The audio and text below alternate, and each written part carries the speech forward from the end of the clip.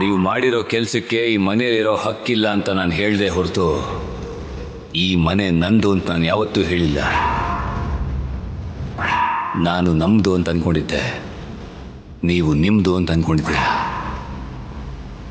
ನಿಮ್ಮದು ಅಂತ ಅಂದ್ಕೊಂಡಿರೋ ಈ ಮನೆಯಲ್ಲಿ ನಾವಿರಲ್ಲ.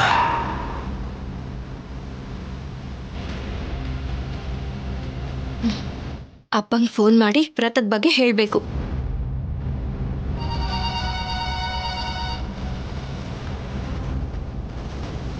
ಯಾರು ಮಾಡಿರ್ತಾರೆ?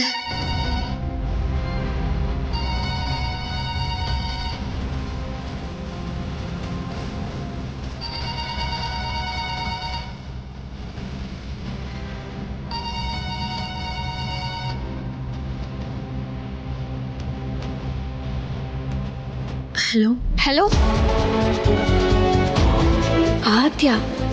ಆದ್ಯ ಫೋನ್ ತೆಗ್ದಿದ್ದಾಳಲ್ಲ. ಹಲೋ, ಯಾರು? ಆದ್ಯ, ನಾನು ರಾಜಿ, ನೀನಾ? ನಾನೇ. ಆದ್ರೆ ನೀನ್ ಯಾಕೆ ಫೋನ್ ತೆಗ್ದೆ? ಫೋನ್ ತೆಗ್ದಿದ್ಯಾ ಅಂದ್ರೆ ಅಪ್ಪ ಹಾಕಿರೋ ಗೆರೆ ದಾಟ್ಬಿಟ್ಟು ಬಂದಿದ್ಯಾ? ಇವಾಗ ಅಪ್ಪ ಏನಾದ್ರೂ ನೋಡಿದ್ರು ಅಂದ್ರೆ ದೊಡ್ಡ ಗಲಾಟೆ ಆಗುತ್ತೆ. ಆದ್ಯಾ, ನಾನೇ ಫೋನ್ ಮಾಡಿ ನಿಮ್ಮಿಬ್ರಿಗೂ ಗಲಾಟೆ ತಂದಾಗತ್ತೆ.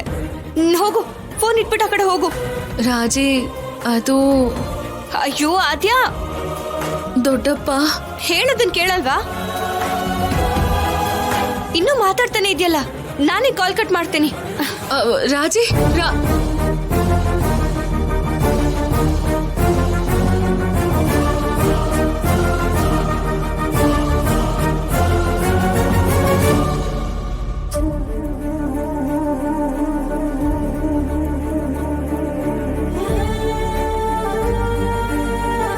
ನಾನು ಗೆರೆ ದಾಟಿ ಬಂದಿದ್ದಲ್ಲ ರಾಜಿ.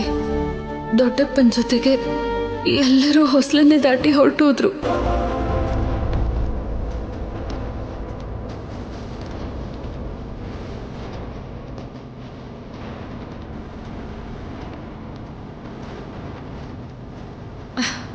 ರಾಜಿ, ಏನಾಯ್ತು?